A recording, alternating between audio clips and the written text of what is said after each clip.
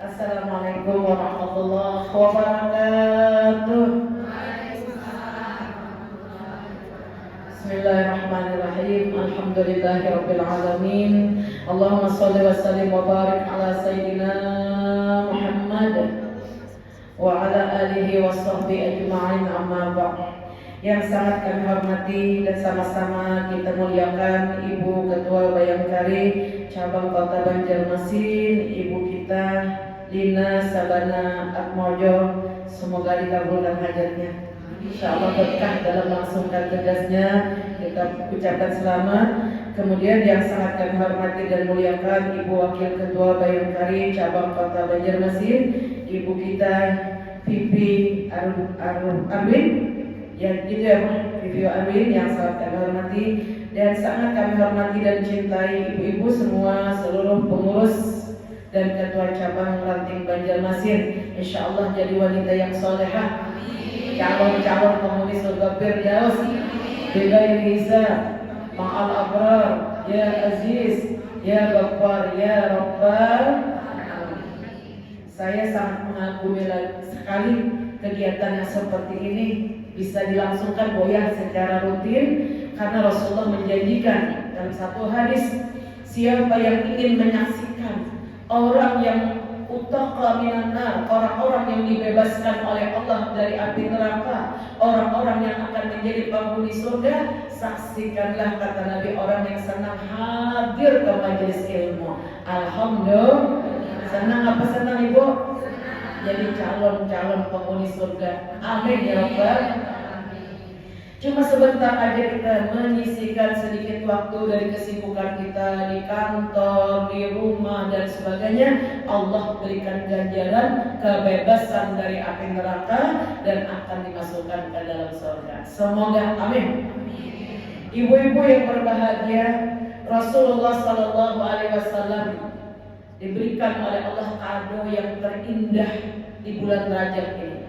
Apa gerangan kado itu ibu-ibu mau tahu? Mau dong. Nah, ceritanya begini. Ketika Rasulullah Sallallahu Alaihi Wasallam berbaring di sisi Ka'bah, ada yang namanya Hijr Ismail. Mudah-mudahan yang belum pernah berumrah kita doakan Bu ya, cepat berumrah. Ibu yang baru datang, selamat datang dari umrahnya, semoga mabrur dan makbul. Amin. Ibu-ibu, di sisi Ka'bah itu ada satu namanya satu tempat yang namanya Hijr Ismail. Disitulah baginda Rasulullah berbaring bertepatan dengan tanggal 27 Rajab. Tiba-tiba suara yang tidak asing lagi, kata Nabi, aku dengar suara malaikat Jibril, pemimpin seluruh para malaikat. Dia datang dan memegangi tangan kananku dan dia berkata, Assalamualaikum ya Sayyidal Mursalin wa khataman nabiyyin. Salam sejahtera bagimu, wahai pemimpin Nabi dan Rasul. Subhanallah. Siapa yang punya? Kita semua. Itu Nabi Muhammad Sallallahu Alaihi Wasallam. Wa khataman nabiyyin, dan penutup seluruh Nabi dan Rasul. Aku pun, kata Nabi, menjawab, Waalaikumsalam ya Ruhul Amin. Salam sejahtera wahai malaikat Jibril. Kata malaikat Jibril, malam ini kita akan berangkat untuk melangsungkan peristiwa yang sudah diabadikan oleh Allah Subhanahu wa taala. Sering kita dengar di dalam Al-Qur'anul Karim ayat yang berbunyi begini. Ayo sama-sama ngaji, Bu. A'udzu billahi minasyaitonir rajim. Bismillahirrahmanirrahim. Subhanalladzi asra bi'abdihi laylan minal masjidil haram ilal masjidil aqsa alladzi barakna hawlahu linuriyahu min ayatina innahu huwas sami'ul basir. Shadaqallahul azim. Maha suci Allah yang telah memperjalankan hambanya, junjungan kita Nabi Muhammad Sallallahu Alaihi Wasallam, minal masjid Masjidil Haram ilal Masjidil Aqsa, dari kota suci Mekah Masjidil Haram menuju Masjidil Aqsa. Begitu Nabi kita sampai ke Masjidil Aqsa, maka diturunkan satu tangga seperti eskalator dari langit turun ke bumi di atas batu di satu tempat yang mulia di Aqsa itu. Maka aku, kata malaikat Jibril, kata Nabi, wahai Nabi Muhammad, engkau aku dudukkan di tangga ini. Aku pun didudukkan, kata Nabi, dan malaikat Jibril pun duduk pada tangga yang satunya. Kami duduk, tiba-tiba dalam sekejap kami sudah naik ke langit dunia pertama. Aku, kata Nabi, kagum. Ada seorang lelaki yang duduk di pintu langit, di langit yang pertama ini, yang tinggi badannya hampir 30 meter. Subhanallah, bidang dadanya dan sangat elok wajahnya, mukanya, badannya, kulitnya yang putih kemerah-merahan. Dia pun menyapa kepadaku dan mendoakan kepadaku. Dia katakan, marhaba, selamat datang wahai anak yang soleh, wahai Nabi yang paling soleh. Siapa dia, Bu? Dialah, kata malaikat Jibril, Nabi Allah Adam alaihi salam. Nabi Adam ini menunggu kedatangan Nabi di langit yang pertama. Terus Nabi kita naik ke langit kedua, ketiga, keempat, selalu berjumpa dengan para Nabi dan Rasul yang menyambut kedatangan Nabi kita dengan penuh ramah tamah, dengan penuh takzim dan hormat. Sampai Nabi kita ke langit yang ketujuh, bertemu dengan Nabi Allah Ibrahim alaihissalam yang duduk di atas kursi emas yang bertatakan intan permata, bersandar di satu tempat masjid yang suci, tempat tawafnya para malaikat di langit, dinamakan Baitul Ma'mur. Kemudian di situ, kata Nabi, aku dibawa lagi naik. Di atas daripada itu ada satu tempat yang namanya Sidratil Muntaha. Terus itu aku dibawa lagi, dijemput oleh beberapa malaikat. Aku menaiki tangga emas dinding demi dinding, sampailah aku satu tempat yang bernama Rafraf, sampai akhirnya aku berada di depan Arsy. Jadi di atas langit itu, boy, ada planet lagi. Nah, surga yang dikekalkan.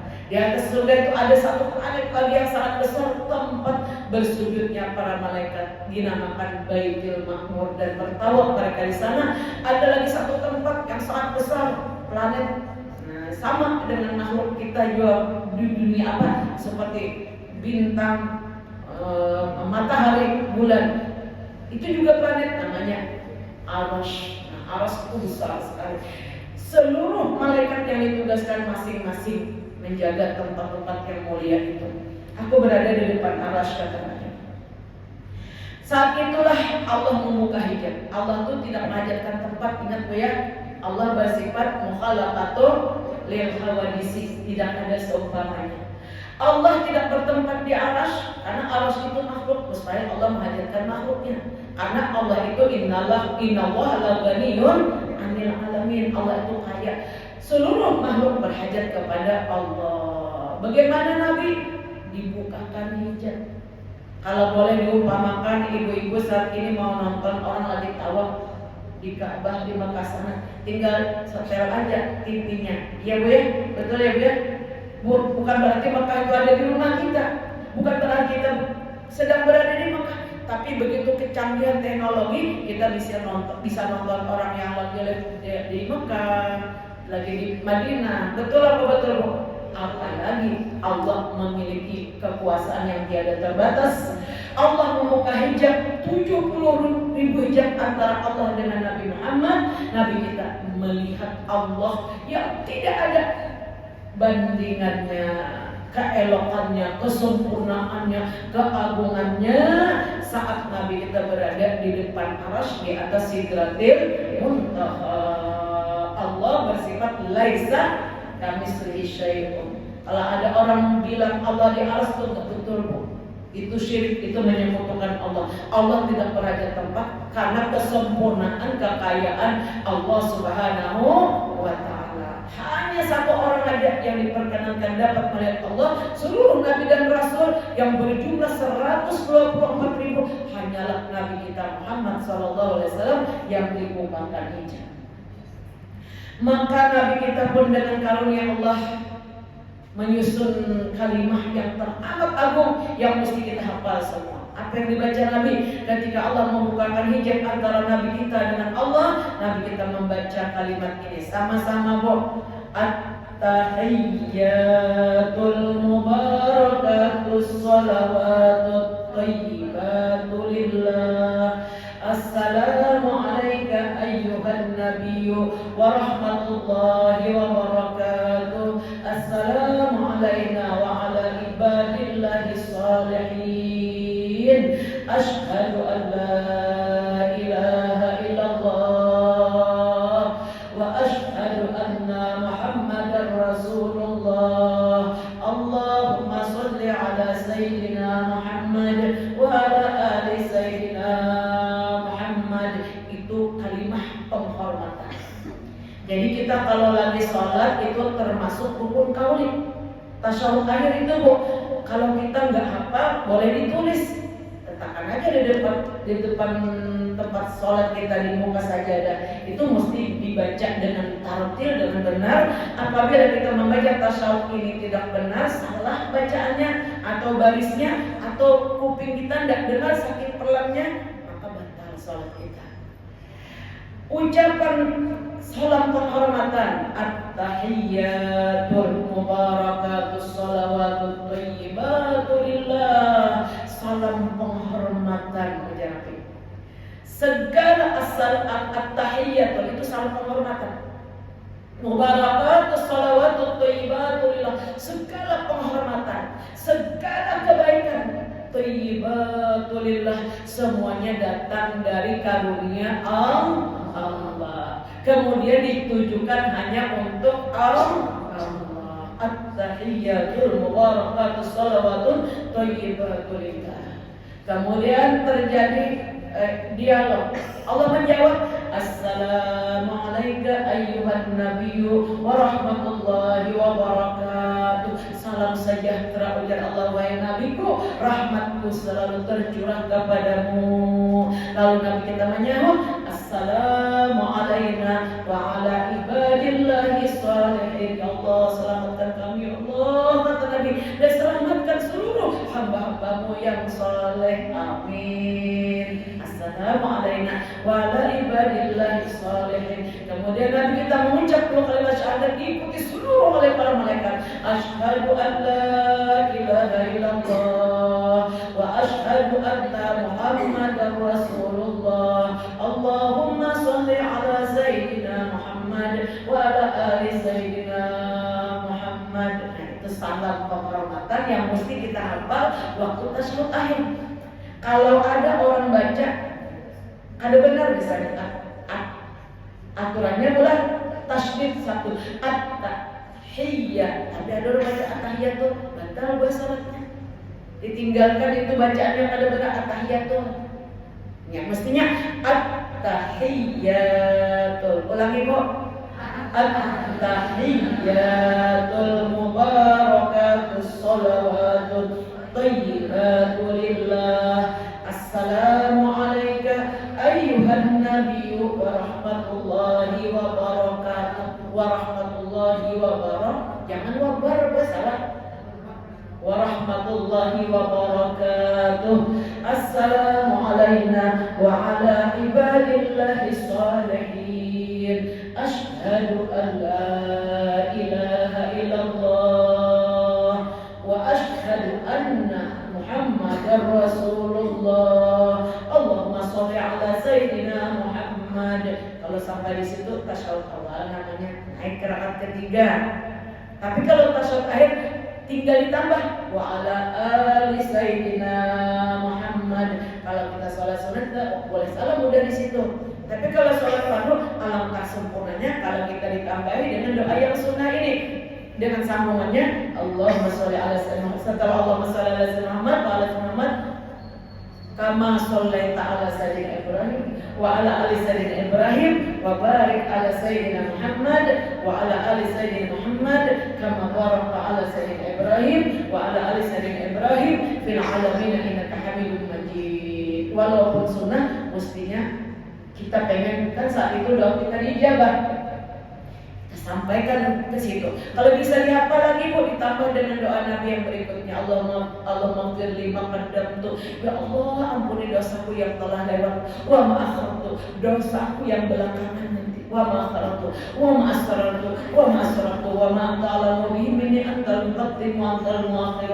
La ilaha illa anta ya muqallibal qulub. Wahai Allah yang membolak-balikkan hati manusia. Sabbit qalbi, tetapkan hatiku ini. Sabbit qalbi ala dinik, selalu berbuat taat kepada syariat agama Islam engkau. Ala dinika wa ala taatika, selalu istiqamah berbuat taat kepadamu sepanjang umurku. Amin. Ala taatika wa ala dinika. Ya muqallibal qulub, sabbit qalbi ala dinika wa ala taatik. Subhanaka inni kuntu minadh dhalimin. Allahumma inni, kalau bisa hafal istimewa lagi. Allahumma, karena Nabi tidak pernah meninggalkan doa ini walaupun hukumnya sunnah. Allahumma inni, sama-sama Bu. Allahumma inni a'udzubika min azabi jahannam wa min azabil qabri wa min fitnatil mahya wal mamati wa min syarri fitnatil masiihid dajjal. Ya Allah, lindungi diriku dari siksa api neraka jahanam, dari azab, bebaskan aku daripada azab kubur wa azabil qabri wa min fitnatil mahya wal mamat. Hindarkan aku daripada ujian-ujian hidup sepanjang hidupku sampai matiku, supaya aku hidup dalam keadaan beriman, mati dalam keadaan membawa iman. Amin. Wa min fitnatil mahya wal mamati wa min syarri fitnatil masiihid dajjal. Lindungi aku daripada fitnah yang mencelakakan iman, yang menjadi sebab orang mati dalam keadaan surah khatimah, yang dikomporin oleh Dajjal dan Iblis. Nah, itu doa yang tidak pernah ditinggalkan oleh Rasulullah, kata Sayyidah Aisyah, di waktu tasyahud akhir. Nah, ibu-ibu yang saya muliakan, kemudian Rasulullah SAW mendengar firman Allah, ujar Allah, wahai Muhammad kekasihku, aku telah mengangkat engkau menjadi kekasihku sebagaimana aku mengangkat kakek engkau Nabi Ibrahim. Kan datuknya Rasulullah Nabi Ibrahim itu menjadi kekasihku. Wahai Muhammad, ujar Allah kekasihku, aku telah memperdengarkan kepadamu kalamku secara mubasyarah, secara langsung, sebagaimana dahulu aku telah memperdengarkan kalamku kepada Nabi Allah Musa. Wahai Muhammad kekasihku, ya Allah, berbagai macam sanjungan dan pujian dan permohonan Nabi semuanya diijabah oleh Allah untuk kita semua. Amin ya Rabbal, untuk keselamatan kita umat beliau. Kemudian setelah itu ada jeda waktu, Nabi diperkenankan untuk memohon. Sabda Nabi, saat itu aku berkata, ya Rabbi, wahai Tuhanku, setiap orang yang bepergian, setiap musafir yang akan kembali ke rumahnya, biasanya mereka itu menghajatkan kado, menghajatkan bingkisan untuk dipersembahkan kepada para kekasihnya, kepada sahabat-sahabatnya, kepada orang-orang tercintanya. Ya Allah, apakah kado untukku dan umatku? Maka Allah pun menjawab, ujar Allah Subhanahu wa taala, wahai Muhammad kekasihku, sebelum aku menciptakan 7 lapis langit dan bumi, aku sudah menetapkan hadiah kado terindah dariku buat engkau dan umatmu adalah sholat 50 waktu, yang hanya dikurangi 5 waktu sehari semalaman. Bisa diterima Bu? Insya Allah. Qad aflahal mu'minun. Sungguh beruntung ya Allah orang yang dibukakan hatinya mau mengerjakan sholat yang 5 waktu. Siapa mereka? Alladzina hum bi sholatihim khashi'un. Orang beriman beruntung sekali, mereka akan mendapatkan kebahagiaan yang sejati di dunia dan di akhirat asal mereka mau mengerjakan sholat. Sholat yang bagaimana? Sholat yang khusyuk. Apa arti khusyuk?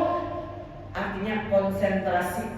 Kalau kita sholat, kita memusatkan segenap pikiran zahir dan batin kita untuk bermunajat. Apa arti munajat? Antara kita dengan Allah. Misalnya ulun minta sesuatu kepada ibu ketua, pasti ulun konsentrasi. Betul apa betul? Kalau nggak konsentrasi, ngapain ibu ketua mau ngasih? Nah, ya apalagi menghadap Allah Subhanahu wa taala. Kita sholat itu munajat sadar.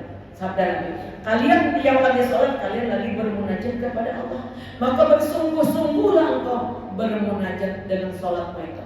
Arti sholat itu boleh doa.